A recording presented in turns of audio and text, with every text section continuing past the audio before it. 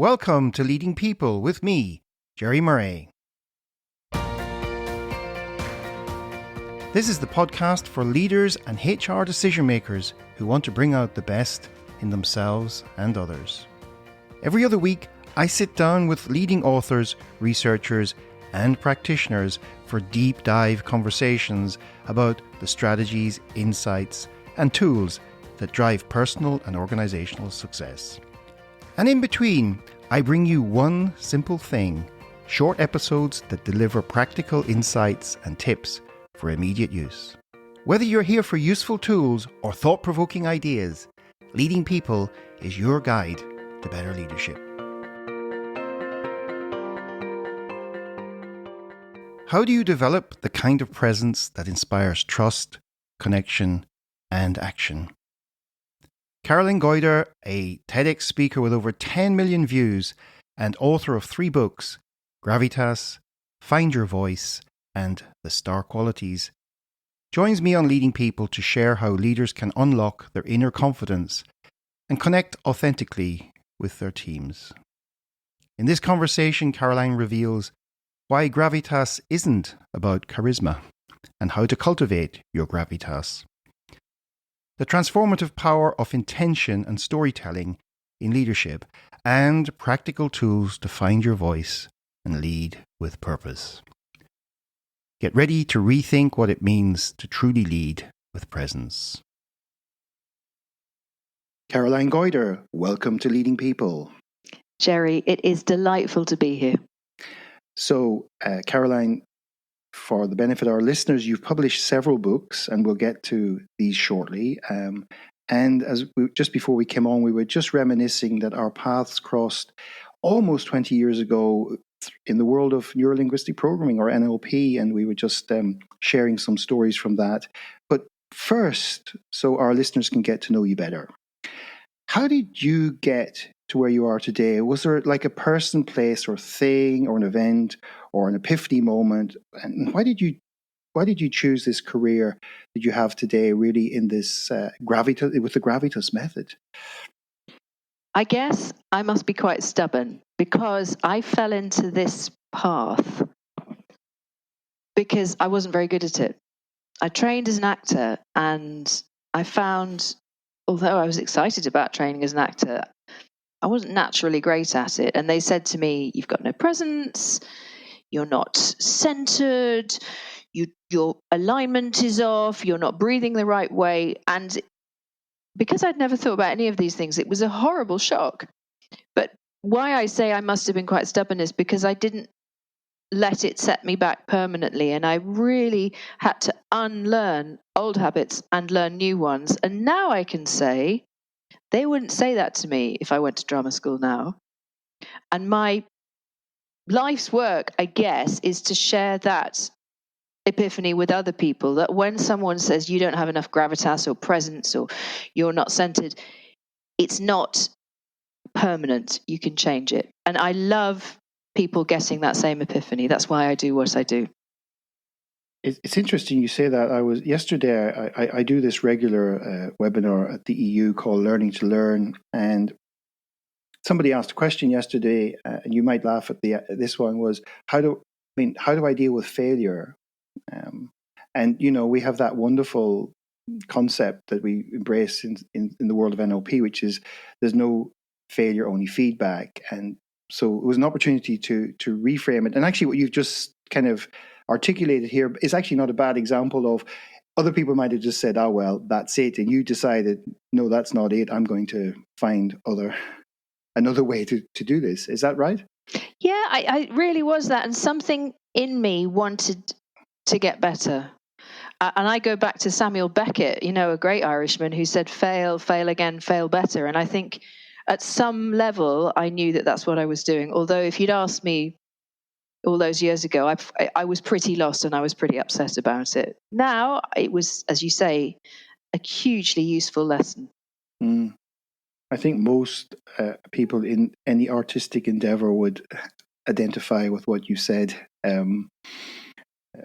I don't know any. I do know some amazing like musicians, for example, who are really at the pinnacle of really at the top of their career, and they still think they have to get better, and the rest of us are in awe. So it's good, but it's a part of the growth mindset thing. It's about continuously learning and improving, and we're never done. I think Dan Gilbert, the famous psychologist in America, said human beings are a work in progress that mistakenly think they're finished. So. Yeah, I have no sense of being finished in any way. Great. So, and I've been tuning into your work on and off this, particularly these last couple of years, and I've been incredibly impressed, for example, with your TED talk that you did, and we also shared some stories there that took some work. I think anybody out there who wants to see Caroline Walker talk, and literally should watch that TED talk. It's full of wonderful, wonderful techniques and ways of engaging audience and that. You mentioned theater, and a lot of what I think was your first book. This one here, was it? It was indeed. Wow, my first child. Your first child is I just held up for the listeners the Star Qualities, which seems to be a bit like a modeling exercise you did with people who really were good at this. Would you like to just start off talking about your books? Maybe mention that one first, and then how it evolved to where you are today and what you're actually focused on with this Gravitas myth. It's funny because I was working at Central School of Speech and Drama, and I had a coach. I mean, you and I both know the power of coaching. And my coach said, if you want to step out of the shadow of this drama school, you should write a book. Seemed utterly terrifying. And so she said, and if you want to write a book, you want to talk to actors. And she said, because you work at Central, you can get to some really top actors. So I started writing to actors because I thought I want to, as you say, model confidence. And A-list actors know about finding confidence. And she said to me, don't just write to someone on EastEnders. You need to write to the A-list. And she gave me the most useful advice that I have taught to leaders all over the world since, which is if you want to get to someone, Google the 3 things that they talk about that are most valuable to them, their deepest values, and find out how they correlate with yours. And when you get to the center of that Venn diagram, put those 3 values in the first line of the email, because why would we say no to something that speaks to our deepest values? In the first week, I had Helen Mirren, Kate Blanchett, and Kate Winslet.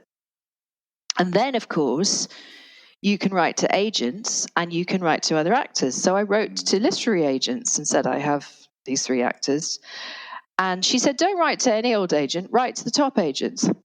So I wrote a letter to Johnny Geller at the time, who now runs Curtis Brown. And I knew that he had been an actor, so there was some intelligence there in terms of this project might interest him. He comes back same day. I like the sound of this. Come in.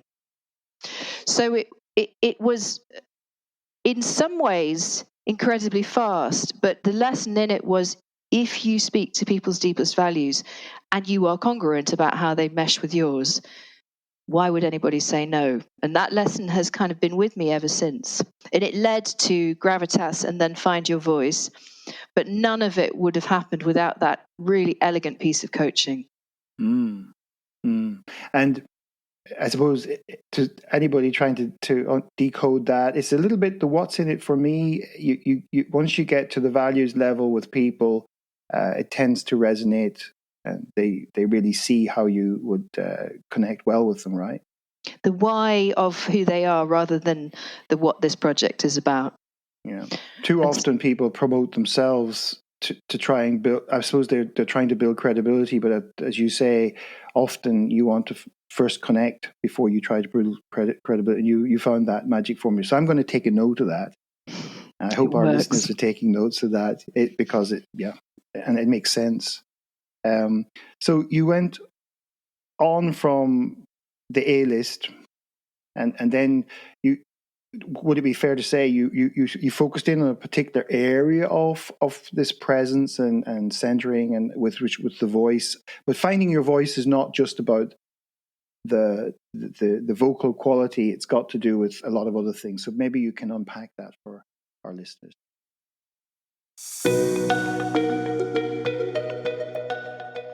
On Leading People, the goal is to bring you cutting-edge thought leadership from many of the leading thinkers and practitioners in leadership today.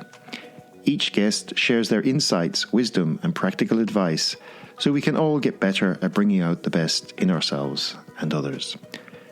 Please subscribe wherever you get your podcasts and share a link with friends, family, and colleagues. And stay informed by joining our Leading People LinkedIn community of HR leaders and talent professionals.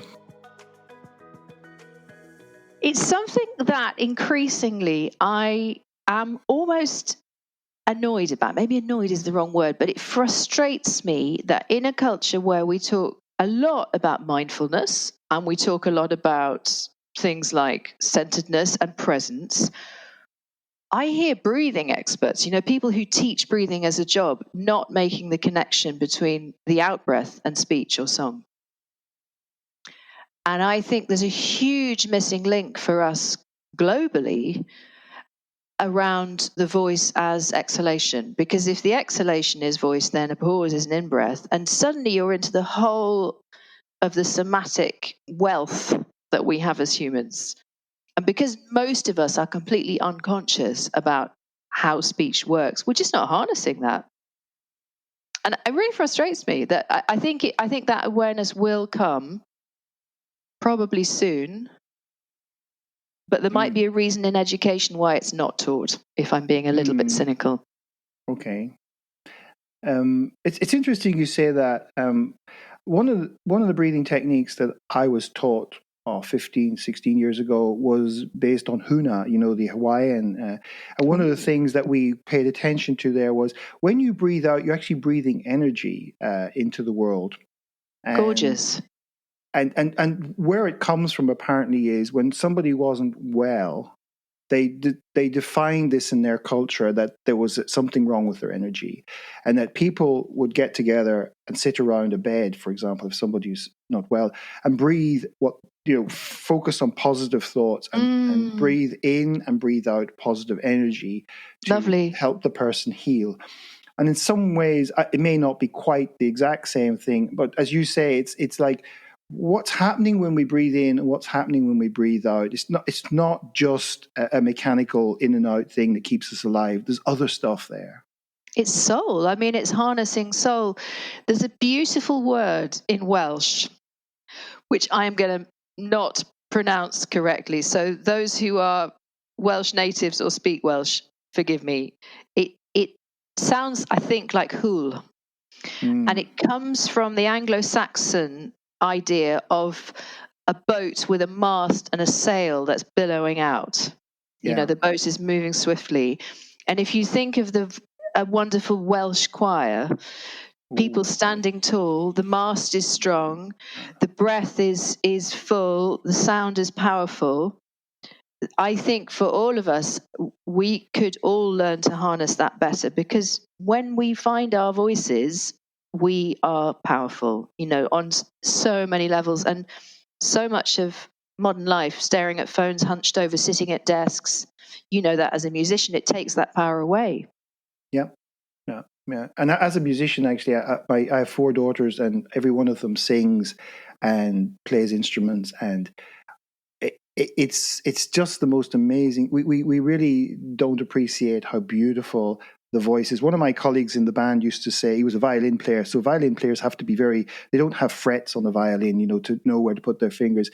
But he used to say, the most powerful and beautiful instrument of all is the voice. And actually, it is so true. In so many cultures where they couldn't afford musical instruments, they used the voice or combinations of voices to create beautiful music. And maybe that's where the Welsh choir thing grows out of. Obviously maybe a classical tradition of harmonizing, but it's hard to beat. Hard to beat. Oh, powerful! Yeah, and it changes us. So let's talk about that. Let's go beyond just the vocal aspect of this, and what does it mean to find your voice, and then how does that lead into Gravitas and all the great things that come out of that? So, at a more metaphorical level, what does it mean to find your voice? I'm going to go to a client I was working with yesterday, actually, who obviously I would not name, and I won't even name where she works. She's a very senior leader. And she said to me, they've gone through a lot of transformation. I have big all hands, and I get onto the call, and I feel like I'm in an exam.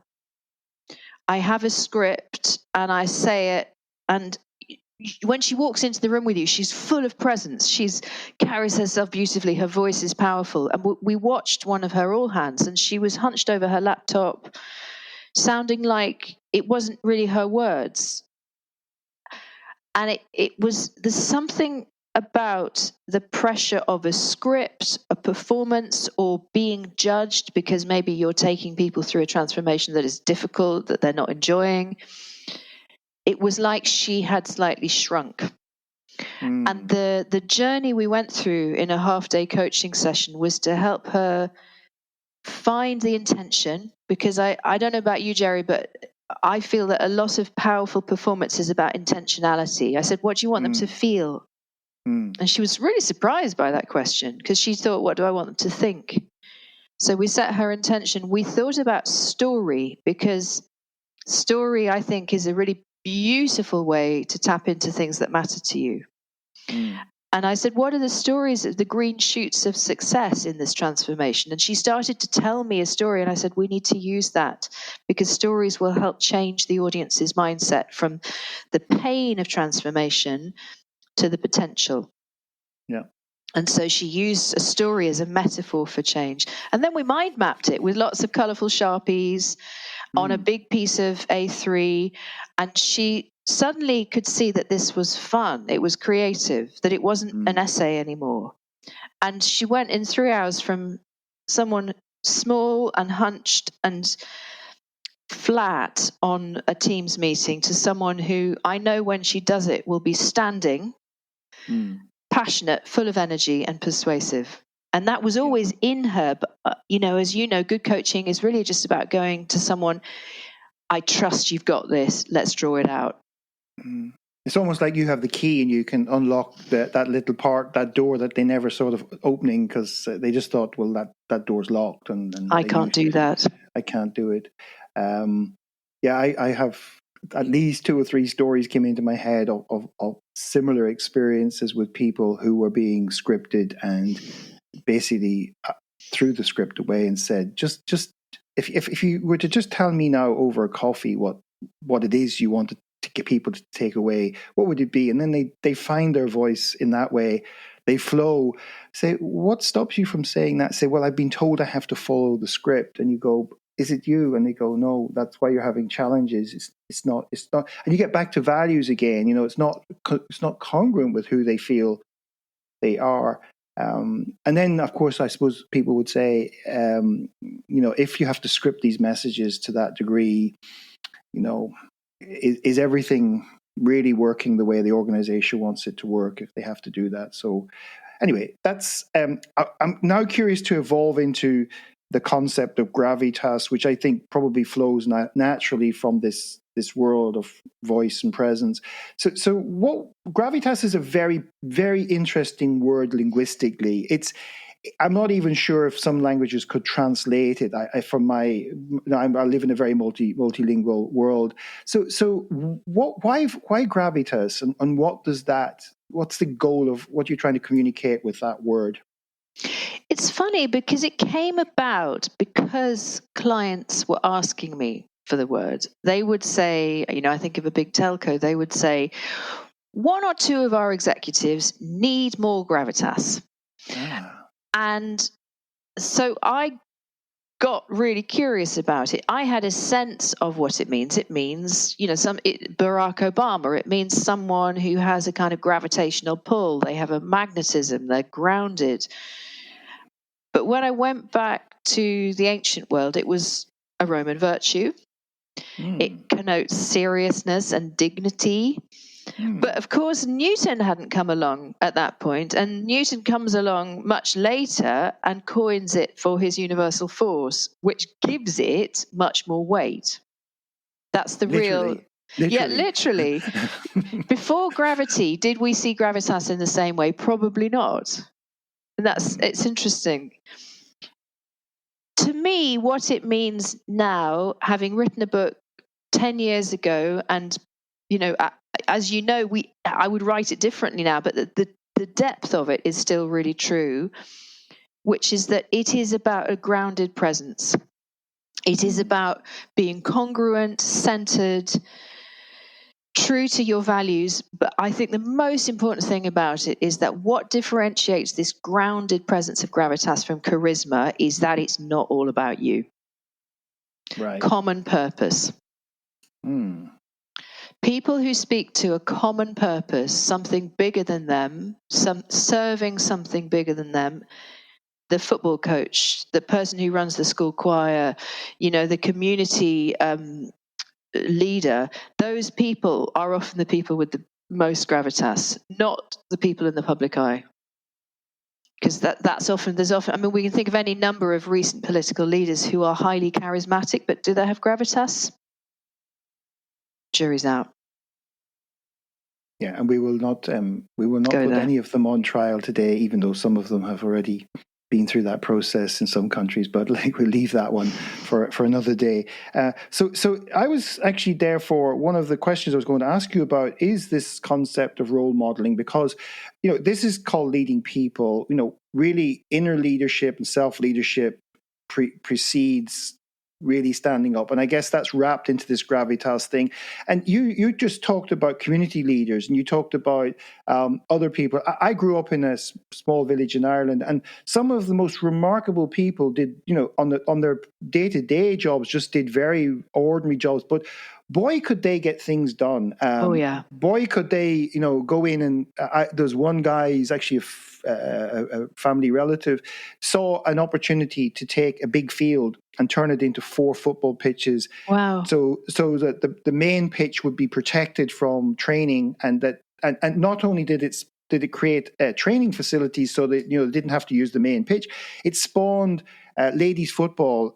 It's unbelievable how many teams, how many young people can go there and develop. And this is somebody who, for the early part of his career, I think he drove a lorry for a while, and then he got into building houses and that. I would not see himself as the archetypical leader, but a man who could just get so much done in the community just by going out and setting example and being convinced, and, as you say, connecting into this common purpose. It was something that people could rally behind.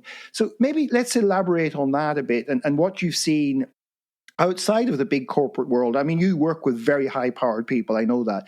What else are you seeing out there that says, even those high-powered people could learn from some of those, let's say, people working those normal kind of community type roles, trying to get people on board to improve the local society?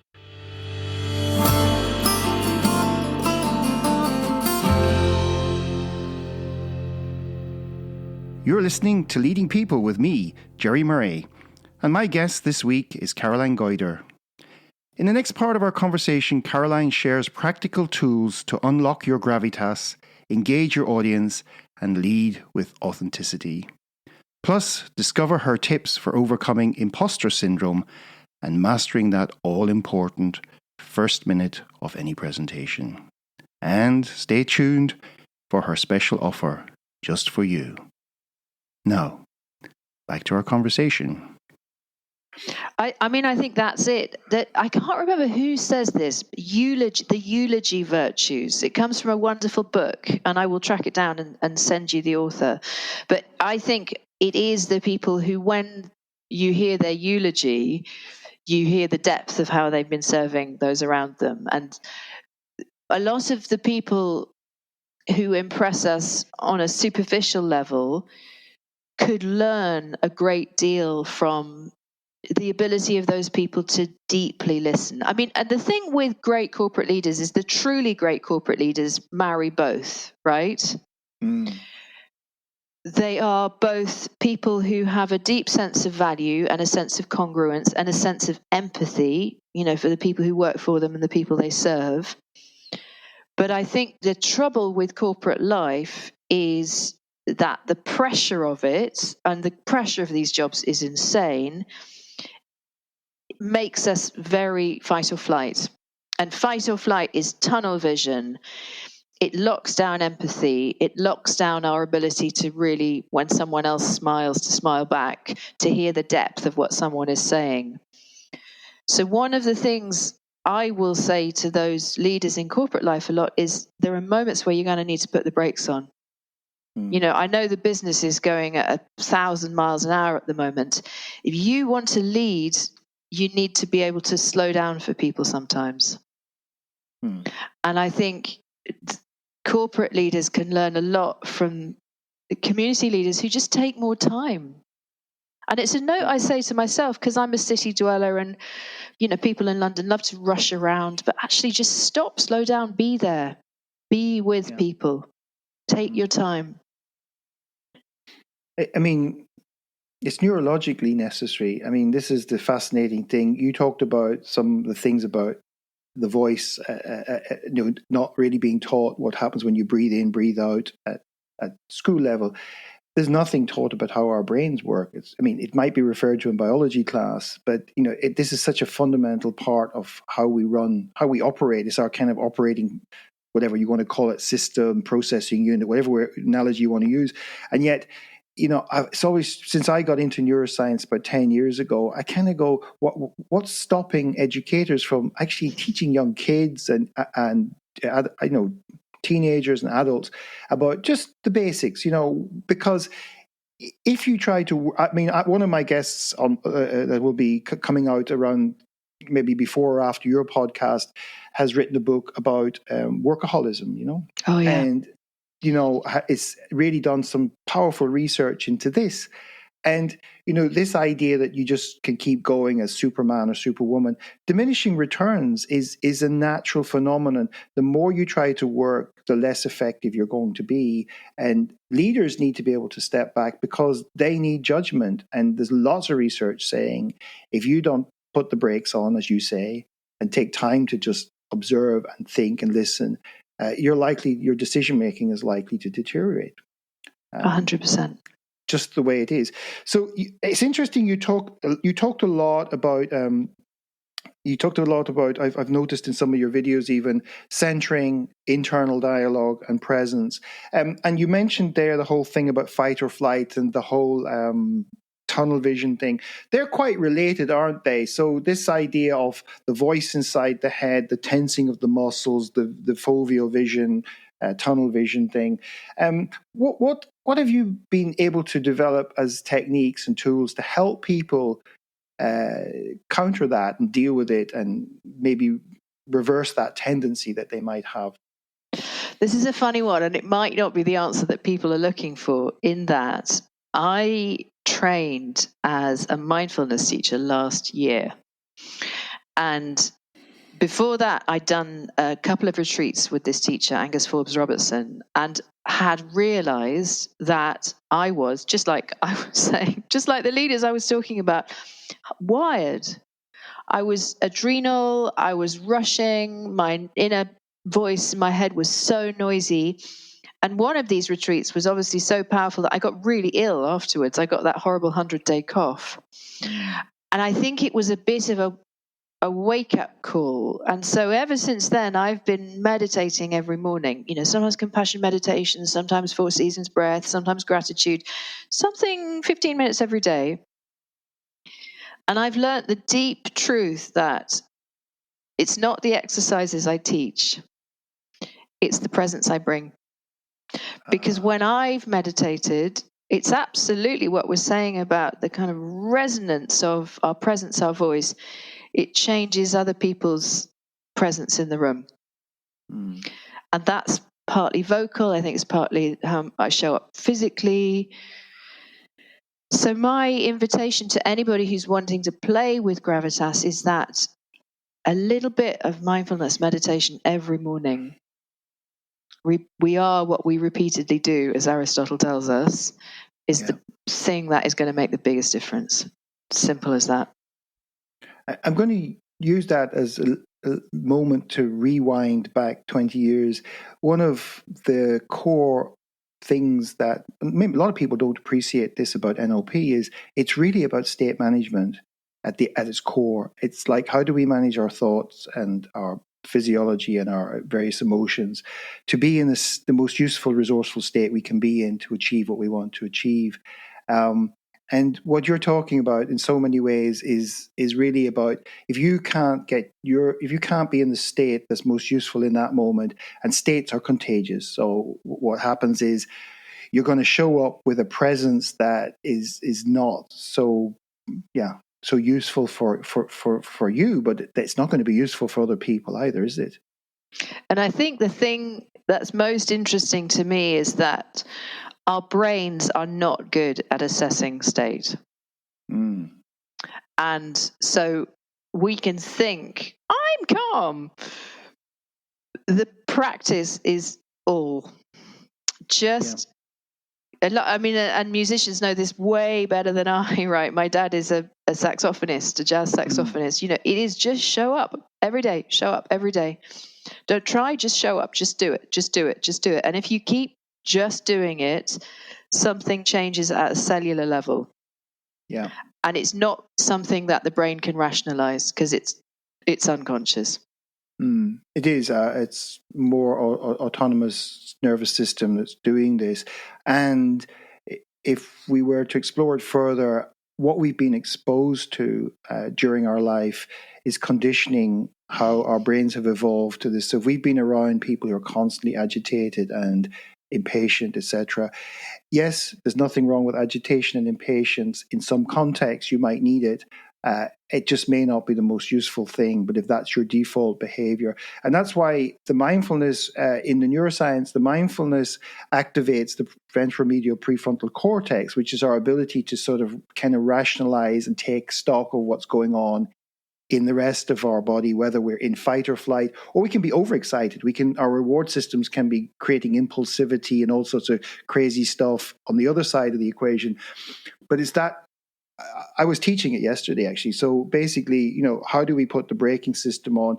What mindfulness is doing is saying, just take a moment to take stock and no judgment, just like what's just happening at this moment. And is this what I want? I mean, you can ask yourself, is this useful for what I want to do next? It's not that complicated. It's hard. It's not that easy to do. Physically, the concept is quite simple to understand, isn't it? And I think that's where I got to, is that I had thought I was doing it until I got to the deeper level and went, oh, okay, that's it. And probably if I keep going in 10 years, I'll go, oh, no, that's it. But right. What's quite nice is that, as we get older, there are deeper layers. And I think that's quite a nice thought, that there's more to find. So the Buddhas need to move over. Caroline's on her way. I think I'm some way off that. 10 years. In my next life. My next life, maybe. Or the life after that, perhaps. Okay, so why is it so important for leaders to master the gravitas? I want to come back to this again. Like, why is it so important, particularly in today's world? That this fast-paced, technologically crazy place that we're living in, this world we're living in. Why is it so important for leaders to master this? It's everything you've already said, Jerry, in the sense that if you are standing in front of a group in a room or on Teams, you are creating state. And what you make people feel, as any ad person, any marketeer knows, is what happens first before they validate, justify through logic. So for a leader to have a presence to their own state and an ability to move others into a more productive state, once they've got the strategy and the kind of the business, once they've done the MBA, I can't think of anything more important than helping those you are talking to get into a productive state. Can you? No, and having done an MBA, I also know what that feels like. They didn't teach much about states or anything like. I don't even know if Goldman had published his book on emotional intelligence yet at that stage. That's how long ago it was for me. But interestingly, you talk about, in some of your literature or your videos, you talk about overcoming imposter syndrome. So how does that manifest itself then when you're working with somebody, is this sort of a part of a realization before they can embrace the gravitas? Or just explain, perhaps, for our listeners how imposter syndrome relates to the work you're doing in terms of gravitas method. It's fascinating. It's funny, actually, on Monday, I ran a session pretty much on that subject for a big media company, and we can talk about where we got to with that. My feeling with imposter syndrome, which is that sense of they're going to find me out, I'm not good enough, I think we all have it. Beyond, the dark triad of a few psychopaths and narcissists maybe don't, but I think it's a human condition. I notice it in myself, because that's all we can ever really go on, when I'm adrenal, when my head is noisy, when I'm out there in the world in comparison, which I think fight or flight, it's a survival mechanism, isn't it? Who's bigger, who's better, who's faster, who do I punch? Not literally, I hope you realize. Yes, metaphorically. Yes, metaphorically. So for me, when I'm working with a leader who says, this client yesterday, it wasn't named, but there was a feeling of they're going to find me out. The two antidotes that I think for any of us who feel it, I had a big gig in the US in the summer, and just before I walked out on stage, the night before, I got a huge dose of imposter syndrome. And I go two ways with it. The first one is I really step into service. How can I help this audience? What have they asked for? What's the one thing? Because one of the things that goes on in my head is there's probably 10 other people in America who could do this, maybe better, right? And that's really useless. That's not helpful. So what Caroline can you bring then? What's the thing that you bring that no one else can? Lead with that. And then the other thing that really helps me is just to quieten my nervous system. Because I know that when I walk out in front of the audience, or if it's for someone doing a Teams all hands, when you log in, there's going to be a spike of adrenaline because we care about it. If your head is quiet and your body and breath are calm, when you meet that spike of adrenaline, as any musician knows, it spikes performance. But if you're too adrenal, if your head is too noisy, when you meet that adrenaline, it will damage your performance. It will make you rush. It will make you stutter. You will respond in a reactive way that is not productive. So step into service, think, how can I help? And then just get quiet. Now, that presupposes that you have done a shed load of preparation before that. So this is not a wing it charter ever. Prepare like a pro, get it absolutely ready that you can walk on stage and be quiet. And so that does bring me to you mentioned somewhere I've seen mentioned that you pride yourself on providing practical, simple tools that are immediately useful. And let's just play with the one lots of people probably can identify with what you've just described there, that sort of, oh my God, why am I here? And my whole system is overreacting in that. Because I also teach some of this stuff, and I've noticed a lot of things over the years. So the preparation thing, let's just clear up one or two things on that. If you have slides, it doesn't mean reading your slides 10 times. It means actually doing it. But what I wanted to get to was the importance of that first minute or two in any presentation. Could you talk? I'm pretty sure you've thought a lot about this and you've taught it many times. That first minute or two that when you go out, what's the advice for people? Because my experience as a musician or anything, once the first 2 minutes go and you get into the zone, you're pretty much set for the rest of it. But tell our listeners a little bit about how to do that. I think you got to start right at the top of the rehearsal process and think about intentionality. Why have I been invited here, and what's in it for the audience? Because if you're beginning, nailing a really great start is everything, isn't it? And so in your preparation, to really be clear on what the audience need and to really have a strong first 2 or 3 minutes that you're really excited about, I often work with comedians, stand-up comedian directors. I've occasionally worked with brilliant Neil Malarkey at the Comedy Store, because I'm no comic. I will never be, perhaps in one of those next lives. But I know that comedy directors are absolutely the best you get to really give you a sharp start.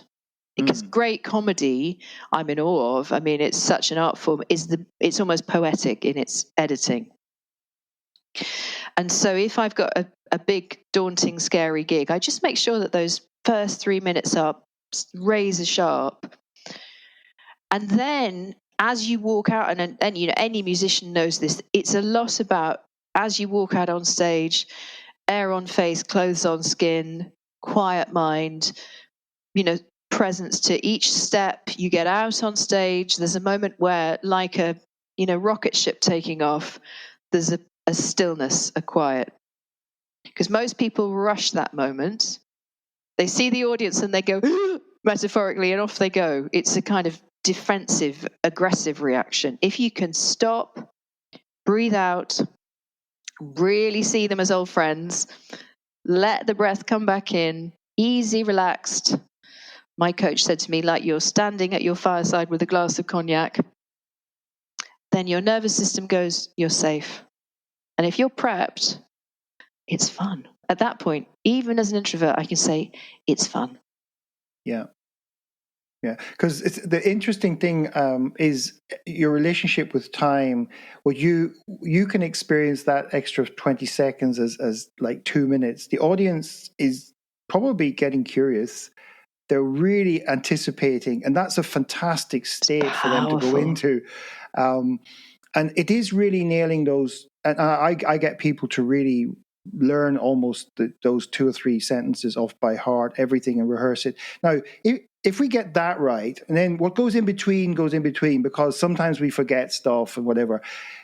The next important piece is always, how do you leave them in that last minute? So what's the trick for that? Because you want to walk up. The way our brains work actually is it's probably more likely to remember that last impact at the emotional level than anything else. So what advice do you give people on that one?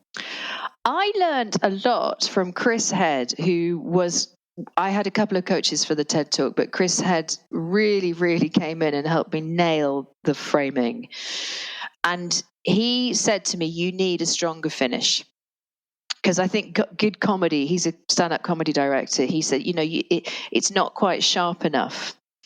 And so what we did, we set up an opening, which was opening up a loop of what's the secret to great speaking.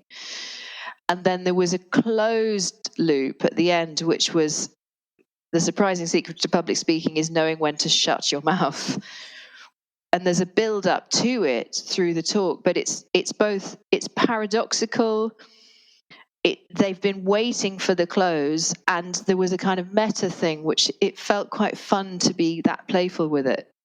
So that I knew that I was going to land the plane. If you think about the takeoff and then the landing, I knew that I could land the plane really neatly. Wow. And enjoy that flourish. And I've slightly got addicted to that strong beginning, strong finish.